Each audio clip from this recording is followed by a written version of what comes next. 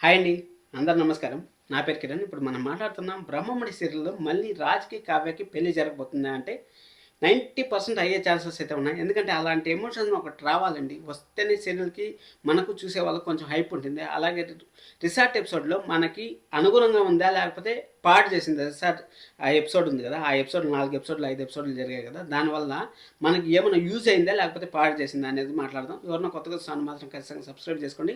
అలాగే లైక్ చేసి వీడియో చూడండి. పెళ్లి గురించి మనం మాట్లాడదాం. ఫస్ట్ రిసార్ట్ ఎపిసోడ్ గురించి అయితే మాట్లాడదాం. రిసార్ట్‌లో అయితే కొంచెము ఎంటర్‌టైన్‌మెంట్ అయితే ఫ్రెండ్స్ అంతా బాగుండరు. అందరిని యుటిలైజ్ చేసుకున్నారు. అంటే కొంచెం యుటిలైజ్ చేసుకోలేదని నాకు అనిపించింది. ఇంకా 2 ఎపిసోడ్‌లు పెట్టి అక్కడ యామినిని కొంచెం టార్చర్ చేసిండాల్సింది. రుద్రాణి గారిని జస్ట్ ఒక 10 నిమిషాల వరకు టార్చర్ చేశారు. అంతే అదే డాన్స్‌లు ఏపిచ్చేది అవి.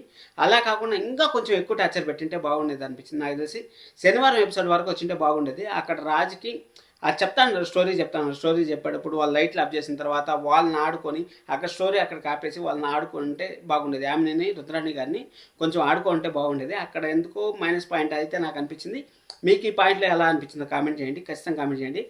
మళ్ళీ అది అయిపోయిన తర్వాత రిసార్ట్ ఎపిసోడ్ అయిపోయిన తర్వాత యామిని అయితే రాజ్కి ఎన్ని అయితే చెప్పాలో అంతకు 100 రెట్లు అయితే చెప్పింది.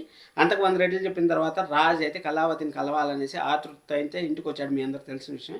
ఇంటికి వచ్చిన రాజుని అయితే తిట్టి పంపించేసింది కావ్య. ఎందుకంటే అక్కడ రాజుకి ప్రాబ్లం ఉంది, ప్రాణాపాయం ఉంది అనేసి రాజుని అయితే కావ్య తిట్టి పంపించేసింది కదా. ఓకే, ఇదంతా బాగుంది. మళ్ళీ ఈరోజు రాజు మన రుద్రాణి గారు అయితే చెప్పిన తర్వాత 50% విడిపోయారు, 100% విడిపోవాలంటే నువ్వు వాళ్ళ ఇంటికి రావాలి అనేసి మన యామినికి అయితే రుద్రాణి గారు సలహా ఇచ్చారు.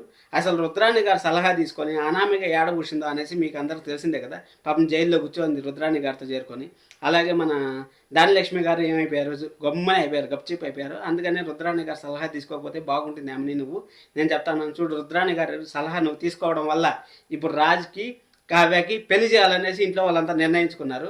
అలాగ ఉంటే సిచ్యువేషన్ ఎందుకు చెప్పు నీకు ఆ బాధ? అదేదో నీ పాటికి నువ్వు గమ్మునే పెట్టుకోమంటే రాజుని అక్కడ పెట్టుకోంటే వాళ్ళు 50% విడిపోని అదన్నా హ్యాపీనే కదా నీకు. ఎందుకంటే మళ్ళీ వాళ్ళు కలిసే ఛాన్స్ ఉండేది కాదు కదా. ఈరోజే నువ్వు ఇంటికి పోయేసి వాళ్ళ ముందర వాళ్ళ బిడ్డనే వాళ్ళకు దూరంగా కానిచ్చేసి నేను పెళ్లి చేసుకోవాలనుకుంటున్నాను అంటే ఎవరన్నా న్యాయంగా ఉంటుందా? అసలు కావ్య అయితే పక్కన అసలు కావ్య ఉన్నా లేనట్టే అన్నట్టు ప్రవర్తించారు.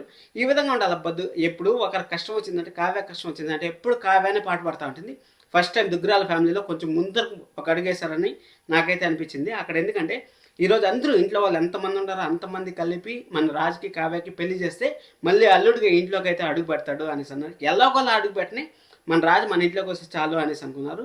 ఈ ఎపిసోడ్లు కానీ కొంచెం డెవలప్ చేసుకొని బాగా తీసానంటే పెళ్లి వరకు అక్కడ యామినికి టెన్షను, అలాగే రుద్రాణి గారికి టెన్షను, వీళ్ళిద్దరు టెన్షన్ పడి పడి అల్లకొల్లం అయిపోవాలి. ఆ విధంగా ఉంటే మాత్రం చాలా బాగుంది సీరియల్. చూద్దాం, మంచి ఎపిసోడ్స్ వస్తాయనేసి నేను అనుకుంటున్నాను. రాజుకి, కావ్యకి మళ్ళీ పెళ్లి జరగాలనేసి నేను అనుకుంటాను. ఎందుకంటే ఫస్ట్ పెళ్లి జరిగింది, అసలు బ్రహ్మముడి అనే పేరుకి న్యాయం జరగలేదు. ఇప్పుడన్నా న్యాయం చేస్తారనేసి అనుకుంటున్నాను. మీరైతే సబ్స్క్రైబ్ చేసుకోండి. రేపు వీడియోలో మాట్లాడుకుందాం. Thank you so much. Love you all. By by.